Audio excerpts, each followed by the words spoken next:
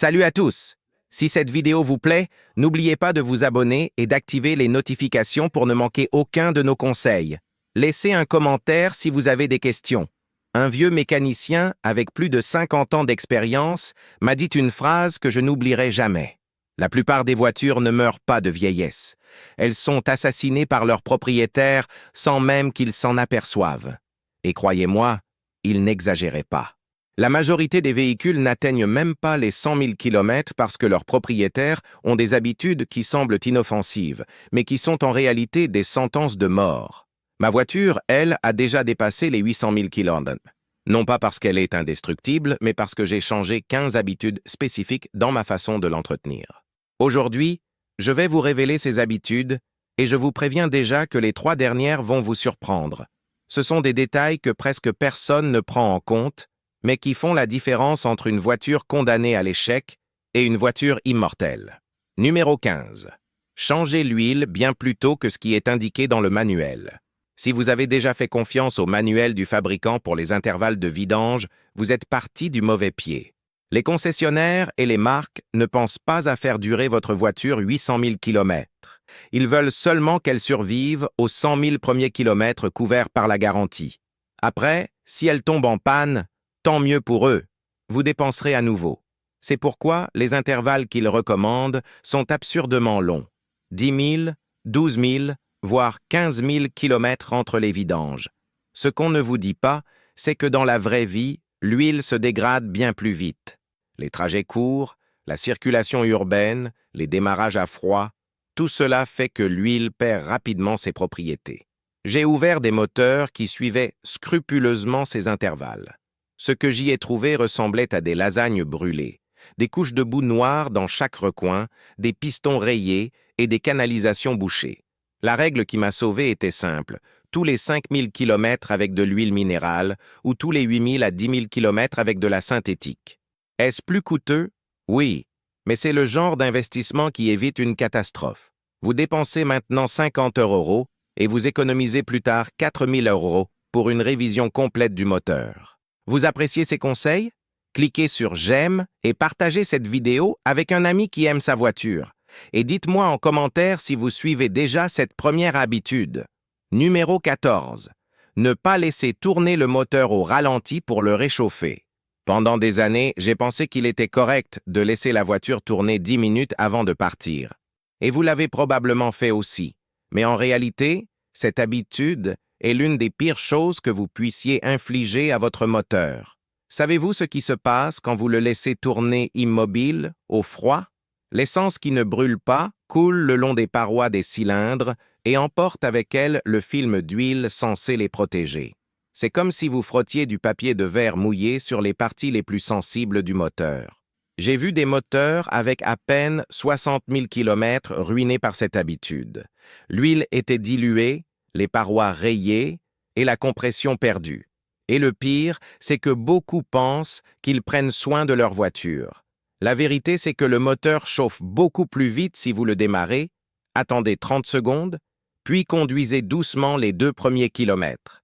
C'est à ce moment-là qu'il atteint sa température idéale. J'ai changé cette habitude il y a des années, et ça a été comme une assurance-vie pour mon moteur. Aujourd'hui, je vous le dis sans hésiter. Si vous voulez que votre voiture dépasse les 200 000 km, arrêtez de perdre du temps au ralenti. Une conduite douce dès le départ est ce qui la protège vraiment. Numéro 13. Ne jamais trop remplir le réservoir après le clic du pistolet. Vous avez certainement pensé qu'avec quelques pressions supplémentaires sur le pistolet, vous obteniez plus de carburant pour votre argent. Je le pensais aussi, mais j'ai découvert que ce petit geste est un poison pour le système d'évaporation de la voiture. Le réservoir a besoin d'espace pour que les vapeurs circulent vers le système EVAP chargé de les traiter et de les contrôler. Quand vous insistez pour continuer à remplir après le clic, vous forcez en fait du carburant liquide dans un système conçu uniquement pour les vapeurs. Le résultat? Des flaques d'essence dans les tuyaux, des capteurs noyés et le fameux filtre à charbon actif complètement détruit. J'ai vu des factures entre 300 et 900 € juste pour changer cette pièce. Tout ça à cause de l'habitude de ne pas lâcher le levier à temps. Depuis que j'ai appris cela, je n'ai plus jamais essayé de tromper la pompe. Quand le pistolet dit stop, c'est stop. Croyez-moi, un demi-litre de plus ne compense pas le risque de ruiner des capteurs qui coûtent une fortune. Numéro 12. Changez régulièrement l'huile de transmission. C'est un autre grand mythe qui tue les voitures prématurément. Beaucoup pensent que l'huile de transmission dure éternellement parce qu'on ne la vérifie pas aussi souvent que l'huile moteur. Et bien sûr, comme elle est toujours rouge et n'a pas d'odeur bizarre, on pense que tout va bien. Rien n'est plus éloigné de la vérité. La transmission est pleine d'embrayages et d'engrenages qui émettent de minuscules particules avec le temps. Ces particules s'accumulent dans le fluide et le transforment en une sorte de papier de verre liquide qui use chaque composant. Mais l'astuce, c'est qu'on ne s'en rend compte que quand il est trop tard. Le jour où elle commence à patiner, il n'y a plus de retour possible. C'est une réparation entre 4 000 et 7 000 euros. Ma règle était simple. Tous les 100 000 km ou tous les 6 ans, le fluide est changé. Et pour les hybrides, au maximum 150 000 km. Toujours avec l'huile recommandée par le fabricant. Pas d'expérience. Si ces conseils vous ont déjà fait économiser de l'argent, abonnez-vous et activez la cloche pour recevoir nos prochaines vidéos. Commentez ci-dessous votre expérience avec l'entretien de la transmission. Numéro 11. Freinez intelligemment et avec anticipation. Ce point semble évident, mais c'est incroyable le nombre de conducteurs qui l'ignorent. Freiner constamment et brutalement use non seulement les plaquettes, mais déforme aussi les disques, stresse le liquide de frein et chauffe tout le système à des températures absurdes. Chaque freinage inutile, c'est comme si vous mettiez vos freins dans un four. J'ai vu des disques déformés et des plaquettes cristallisées sur des voitures avec moins de 20 000 km uniquement parce que leur propriétaire conduisait comme si chaque feu rouge était une ligne d'arrivée. L'habitude que j'ai adoptée était simple.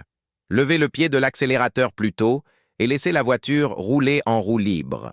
Cette coupure d'injection assure que les freins n'interviennent que lorsque c'est vraiment nécessaire et économise du carburant par la même occasion. Quand j'ai appris à utiliser le frein moteur dans les longues descentes, mes disques et plaquettes duraient 2 fois plus longtemps. Et quand ils doivent être changés, pas de pièces bon marché. J'ai vu des plaquettes de frein bon marché qui durent moitié moins et crient comme des mouettes. Au final, ce qui est bon marché coûte cher. Numéro 10. Vérifiez et changez le liquide de refroidissement à temps. La plupart des gens pensent qu'on ne vérifie le liquide de refroidissement que lorsque la voiture surchauffe ou que de la vapeur s'échappe sous le capot. Rien n'est plus éloigné de la vérité. Le liquide de refroidissement est l'un de ces fluides silencieux qui font plus pour votre moteur que vous ne l'imaginez. Et si vous l'ignorez, la punition est généralement brutale. Les moteurs modernes sont presque tous en aluminium, un matériau plus léger mais qui ne pardonne aucune négligence. À 230 degrés C, une culasse en aluminium se déforme comme du beurre. Et que se passe-t-il alors? Un joint de culasse éclaté, un moteur surchauffé et une facture qui peut facilement dépasser les 3 500 euros. Le liquide de refroidissement ne dure pas éternellement. Au fil des ans, il se dégrade, perd ses additifs anti-corrosion et cesse de protéger le système. De plus, mélanger différents types, vert, rouge, jaune, équivaut à jouer à la roulette russe avec votre voiture. Mon habitude a toujours été la même. Tous les 3 à 5 ans, un changement complet avec exactement le liquide de refroidissement recommandé par le fabricant. Pas d'improvisation. Et je vous assure, ce petit geste a non seulement gardé mon moteur au frais en plein été, mais a aussi empêché la rouille de ronger l'intérieur du radiateur ou de la pompe à eau. Numéro 9. Ne pas ignorer les bruits étranges. S'il y a une chose qui me désespère, c'est de voir des gens monter le volume de la radio pour couvrir les bruits de leur voiture. C'est la recette parfaite pour finir remorqué. Chaque bruit est un message, un avertissement qui, si vous apprenez à l'écouter, peut vous sauver des milliers d'euros. Un sifflement au démarrage peut être une courroie sur le point de céder.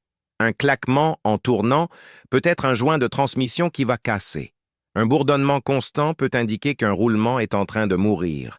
Ignorer ces signes, c'est comme se boucher les oreilles pendant que votre voiture crie à l'aide. Un client a ignoré un simple tic-tic dans son moteur. Il pensait que c'était quelque chose de mineur. À la fin, Le niveau d'huile était si bas que les poussoirs hydrauliques fonctionnaient à sec. Résultat, moteur ouvert, pièces brûlées et 2000 € de réparation. J'ai appris que chaque bruit doit être investigué. Il ne s'agit pas de paniquer, mais d'être attentif. L'entend-on au démarrage? Seulement à froid? En tournant? Ces informations peuvent faire la différence entre une courroie à 40 € ou un moteur entier. Vous vous reconnaissez dans ces habitudes? Faites-le savoir dans les commentaires. Et n'oubliez pas de vous abonner pour plus de conseils qui prolongeront la vie de votre voiture. Numéro 8. Ne pas maltraiter l'embrayage. Si vous avez une voiture à boîte manuelle, cette habitude est une question de vie ou de mort. Reposer son pied sur la pédale d'embrayage peut sembler confortable, mais c'est une habitude qui transforme la transmission en cendre bien trop tôt. L'embrayage est conçu pour ne travailler que lorsque vous changez de vitesse. Chaque fois que vous posez votre pied, même avec une pression minimale, vous usez le disque, et cette usure s'accumule. Je connais des voitures qui avaient besoin d'un nouvel embrayage après à peine 40 000 km, simplement parce que leur conducteur ne savait pas quand retirer leurs pieds. La facture pour un embrayage se situe généralement entre 1200 et 1500 €. Et le pire, c'est que ce n'est souvent pas la faute de la voiture, mais du conducteur. J'ai toujours fait la même chose. Pied hors de la pédale quand je ne change pas de vitesse, au feu rouge, point mort et frein à main, dans les côtes, frein à main, pas d'embrayage à moitié enfoncé. Cette habitude m'a permis de parcourir plus de 300 000 km avec le même embrayage, tandis que je voyais d'autres personnes devoir le remplacer 2 ou 3 fois sur la même distance. Numéro 7. Toujours garder au moins un quart de réservoir de carburant. Combien de fois avez-vous vu quelqu'un rouler avec l'aiguille au minimum, pensant que c'était une astuce pour économiser du carburant?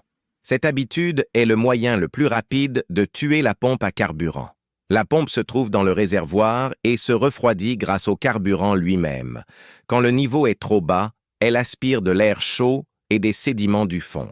Non seulement cela surchauffe la pompe jusqu'à ce qu'elle grille, mais cela envoie aussi de la saleté dans les injecteurs. J'ai remplacé des pompes avec à peine 80 000 km uniquement parce que leurs propriétaires roulaient constamment en réserve. Et croyez-moi, ce n'est pas une réparation bon marché.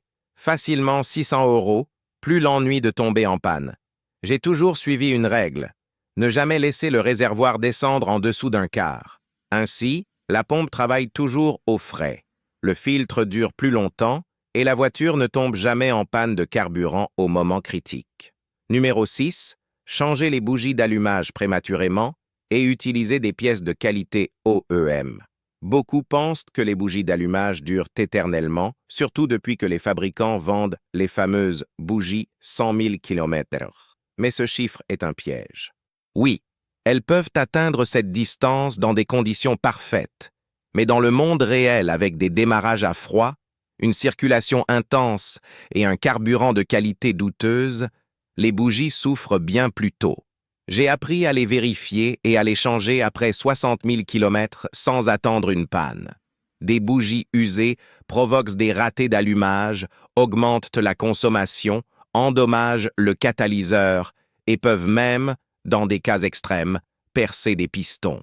Tout ça pour économiser quelques euros sur un changement préventif. Le plus important, ne jamais utiliser des imitations bon marché. Toujours des marques de qualité comme NGK, Denso ou des pièces d'origine. J'ai vu un moteur ruiné parce qu'un atelier bon marché avait installé des bougies de mauvaise qualité. L'économie initiale était de 20 €. La facture finale dépassait 2000 €. Numéro 5. Vérifier et remplacer les supports moteurs à temps. La plupart des gens pensent que les supports moteurs sont des pièces éternelles qui ne nécessitent jamais d'attention. Et c'est là l'erreur qui tue d'innombrables voitures. Les supports ne maintiennent pas seulement le moteur en place, ils absorbent aussi les vibrations et protègent le châssis des chocs internes.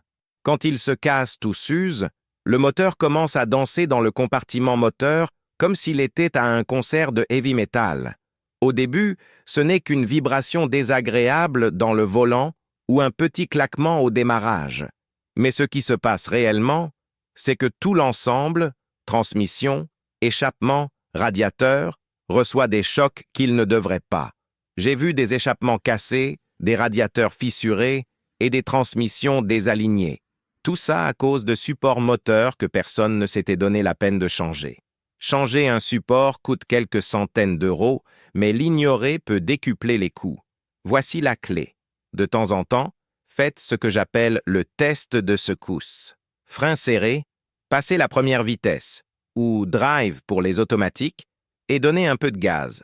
Si le moteur bouge plus qu'il ne devrait, ce support ne remplit plus sa fonction. Ces conseils vous font économiser de l'argent? Abonnez-vous maintenant et activez les notifications. Partagez cette vidéo avec vos amis qui aiment leur voiture. Numéro 4. Lavez et protégez le châssis et le dessous de caisse. Beaucoup adorent laver la carrosserie jusqu'à ce qu'elle brille, la cirer et la faire ressembler à un miroir. Mais quand il s'agit du dessous de caisse, ils semblent penser que personne ne le voit, alors ils l'oublient. Et c'est là que se trouve le piège. Ce qu'on ne voit pas est ce qui finit par tuer la voiture. La rouille est un tueur silencieux. Elle ne prévient pas, ne fait pas de bruit, et quand on la remarque, il est trop tard. Une seule saison avec du sel sur les routes en hiver peut déclencher un processus de corrosion qui ne s'arrête jamais. J'ai eu des voitures sur le pont élévateur qui semblaient être des bijoux de l'extérieur, mais qui avaient des bras de suspension si rouillés en dessous qu'ils ressemblaient à des baguettes de pain rassis. Mon habitude était claire. Au moins une fois par mois en hiver, nettoyage haute pression du dessous de caisse, et si vous vivez dans des régions très humides ou pluvieuses, toutes les 2 semaines. En plus, une fois par an, application d'un produit anti-corrosion. C'est un investissement minime qui prolonge littéralement la vie de la voiture de décennies. La mienne, avec ses 800 000 km au kilomètre, est toujours solide en dessous. Pendant ce temps, j'ai vu des voitures avec moins de 100 000 km condamnées à la casse parce que le châssis était déjà irrécupérable. Numéro 3. Ne pas accepter de réparation urgente sans vérification. Cette habitude a moins à voir avec la voiture elle-même qu'avec la façon dont on traite avec les garages. Et l'une des raisons pour lesquelles tant de voitures meurent prématurément est que leurs propriétaires dépensent de l'argent pour des réparations inutiles tout en ignorant les vraies. Est-ce que ça vous est déjà arrivé? Vous allez pour une vidange d'huile et vous revenez avec une liste d'urgence qui inclut le nettoyage du système d'injection, le changement de fluide mystérieux et le remplacement de pièces dont vous ne saviez même pas l'existence. La vérité est que de nombreux concessionnaires forment leurs conseillers à vous vendre des réparations comme des agents d'assurance, avec la peur.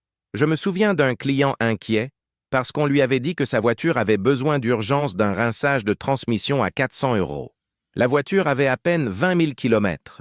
L'habitude que j'ai adoptée était simple, ne jamais accepter un devis sans un second avis. Si un garage disait que quelque chose était cassé, j'exigeais des preuves ou des photos. Et s'ils insistaient, j'allais dans un garage indépendant. Numéro 2. Garder les bornes de batterie propres et protégées. Cette habitude semble si basique que beaucoup ne la prennent même pas en considération. Mais vous seriez surpris de voir combien de voitures remorquées pour des problèmes électriques avaient en réalité des bornes de batterie corrodées. Le dépôt blanc de sulfate qui s'accumule sur les bornes agit comme un isolant. Peu à peu, il empêche le courant de circuler correctement et force l'alternateur à travailler 2 fois plus dur pour la charge. Résultat, batterie morte, alternateur grillé et démarrage raté. À plus d'une occasion, j'ai vu des clients prêts à payer 900 € pour un nouveau démarreur, alors que tout ce qui était nécessaire était un nettoyage de la borne avec une brosse métallique et un peu de bicarbonate de soude. Mon habitude était de vérifier les bornes tous les 3 à 4 mois, de les nettoyer si nécessaire et d'appliquer de la graisse pour contacts électriques pour prévenir une nouvelle corrosion. C'est un geste minimal, presque ridicule, mais qui garantit que l'électricité circule comme elle le devrait. Et croyez-moi, les voitures modernes pleines de capteurs et de modules électroniques dépendent plus que jamais d'un système électrique parfait. Numéro 1. Toujours utiliser le frein à main en stationnement. Voici l'habitude la plus sous-estimée de toutes, et aussi celle qui a généré les factures les plus élevées dans les garages. La plupart pensent que mettre le levier sélecteur sur P suffit. Mais ce que vous ne savez pas, c'est que cette lettre magique ne bloque pas magiquement les roues, met un petit doigt métallique dans la transmission appelé cliquet de stationnement. Et si vous vous garez sur une pente sans frein à main, tout le poids de la voiture repose sur ce pauvre petit morceau de métal. J'ai vu des transmissions ruinées par une simple négligence.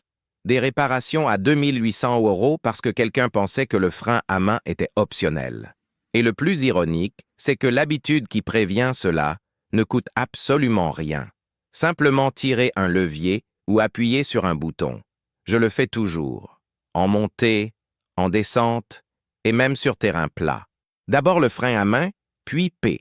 C'est la séquence qui sauve les transmissions. Aussi simple que ça. Alors, laquelle de ces habitudes pratiquiez-vous déjà? Laquelle vous a le plus surpris?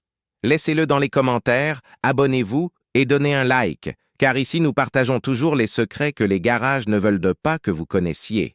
Votre voiture et votre portefeuille vous remercieront. N'oubliez pas de partager cette vidéo avec vos amis qui veulent prolonger la vie de leur voiture. Et dites-moi quelle habitude vous allez adopter dès aujourd'hui.